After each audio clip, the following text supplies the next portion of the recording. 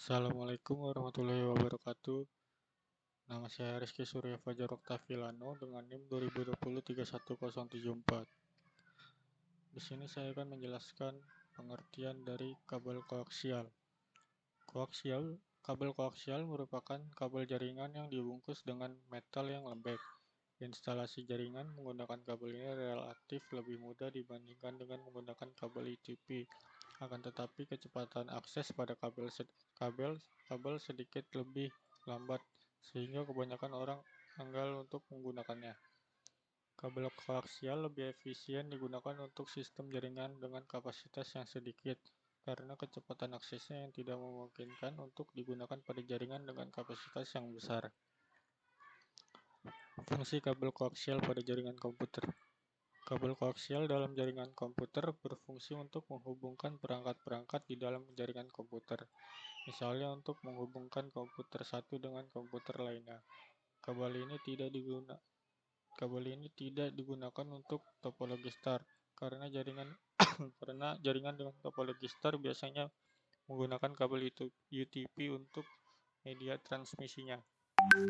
Kabel koaksial biasanya digunakan topologi jaringan bus yang titik percabangannya menggunakan T-konektor dengan menggunakan konektor BNC untuk koneksi tiap node-nya.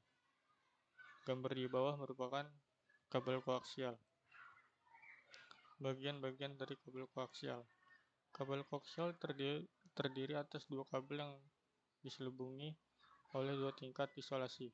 Tingkat isolasi pertama adalah yang paling dekat dengan kawat konduktor tembaga. Tingkat pertama ini dilindungi oleh serabut konduktor yang menutup bagian atasnya yang melindungi dari pengaruh elektromagnetik. Sedangkan bagian inti yang digunakan untuk transfer data adalah bagian tengahnya yang selanjutnya ditutup atau dilindungi dengan plastik sebagai pelindung akhir untuk menghindari dari goresan kabel. Berikut adalah bagian-bagian kabel koaksial beserta fungsinya. Konduktor. Bagian ini merupakan inti dari kabel yang berfungsi sebagai lalu lintas data dalam jaringan. Grounding merupakan kabel berserabut yang dipilin menyilang dan mengelilingi isolator dalam. Bagian kabel ini berfungsi untuk mengantisipasi pengaruh interferensi frekuensi listrik yang tidak diinginkan. Isolator dalam merupakan bagian kabel yang berfungsi untuk melindungi bagian konduktor. Isolator luar merupakan bagian kabel yang terletak pada kulit terluar yang berfungsi sebagai pelindung kabel secara keseluruhan. Karakteristik kabel koaksial. Yang pertama, kecepatan dan keluaran 10-100 Mbps. Yang kedua, biaya rata-rata per node murah.